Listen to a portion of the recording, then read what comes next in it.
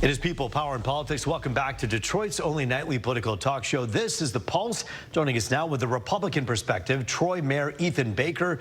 Mayor Baker actually worked in his post-presidency, President Reagan and his wife, Nancy Reagan, as well. So you bring some really interesting perspective.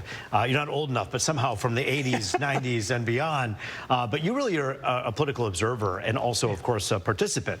But when you look at, Senator Alyssa Slotkin making that big speech today, she said one thing that really stood out to me here tonight on The Pulse, and that was that we don't cover enough of the fact that Republicans and Democrats work well together pretty darn often, but it doesn't catch the headlines. How problematic is that for Americans? Well, I think it's hugely problematic, and it evidenced by the fact that the government still is working and functioning, which tells you that somewhere somebody's working together to make sure the lights stay on and things happen, right? So there is evidence that people do work together, regardless of how you think they get there. But I'm also really taken aback by the fact that it's hurting the mental health of our society, right? And so all we're seeing on social media or on the news often is the negative stuff, is the sound bites that are tearing people apart and making people think that there's just screaming heads at each other all the time in Washington or in Lansing. And I personally know that's not the case, and I think you know that's not the case, but the majority of Americans don't realize that, and it's really scary because it is hurting the mental health of all of our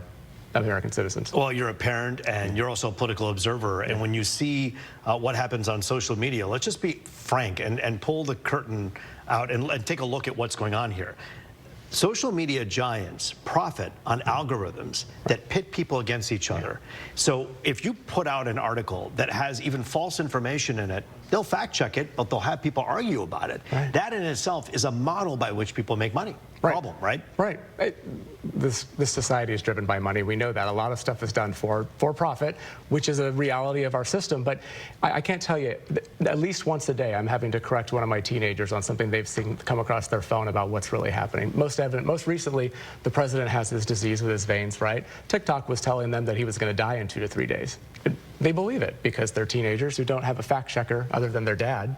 But it's just fascinating to me, and that's just one little example of what's happening. And imagine multiplying that times the millions of people in our society and all the people who don't have a dad fact checker or don't have a lot of interaction with other people. They're sitting home alone, they're retirees, they're looking at their computers for the social interaction.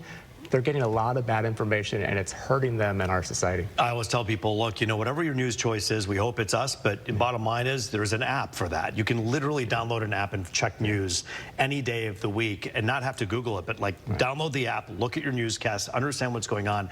It is important. Okay, I want to talk a little bit about the bipartisanship and the things that need to happen. Now, when we look at the big, beautiful bill, as a Republican, who's the mayor of the city, what are your biggest concerns about some of the things that are in there that could affect your people, your constituents? Sure. Well, certainly you've heard the Democrats screaming about them over the past several months, and rightly so. They're playing to their base and they're playing to their caucus. And you've heard the Republicans trumpeting some of the good things in there, including the tax cuts, and I've talked about that here. But there are, of course, concerns. When you hear about the potential for millions of people losing their health coverage and what that could mean, rural hospitals closing. There's no rural hospitals in Troy that are going to close. We don't have rural hospitals. But there's people's families who are affected by all those closures.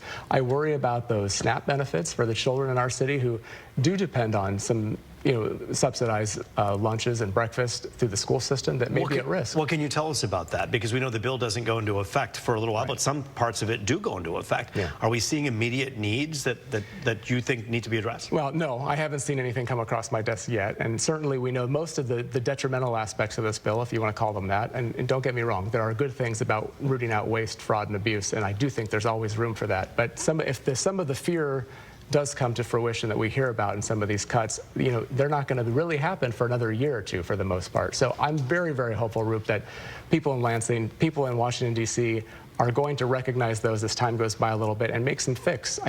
I think we're going to have to, otherwise there's just too much risk. But do you really think that people who fall between the cracks or fall in the cracks will actually have the recourse to have their voices heard loudly enough to get the fix they need? No, that's a really good question. It's funny you brought it up. I was on a panel this morning for Michigan Department of Health and Human Services, and one of the people in the audience asked me that question. Asked, it's great that we can call our senators and members of Congress, and we're talking to a mayor right now, but the people that are hurt, they're the ones that actually need to be communicating their needs because they're much more believable. They tell their own story way better than anybody else can, but they don't often have the time or the resources or the ability to even reach out to their representatives. And so there's a disconnect there that we're going to really have to work at. And I know there's really good members of Congress, good members in our state legislature on both sides of the aisle that will come together to find a fix if it's truly necessary. But if a fix is necessary, the onus then falls on the state's budget, right, to kind of fill in those gaps. Is that something that you have faith in?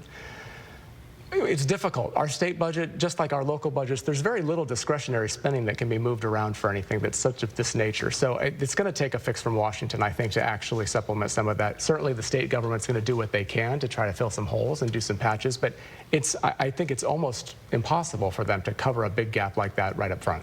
Well, Mayor Ethan Baker, a Republican, but a nonpartisan mayor in your role. You always bring diplomacy and decency here to this set. And we always thank you for that because certainly we don't see a heck of a lot of that on social media, as we kind of talked about. So, Mayor Ethan Baker, good to see you. Thanks for joining us here on The Pulse. You too. Thanks, Roop. That is The Pulse for tonight. Thanks for joining us. I'm Roop. As always, it was good to be with you.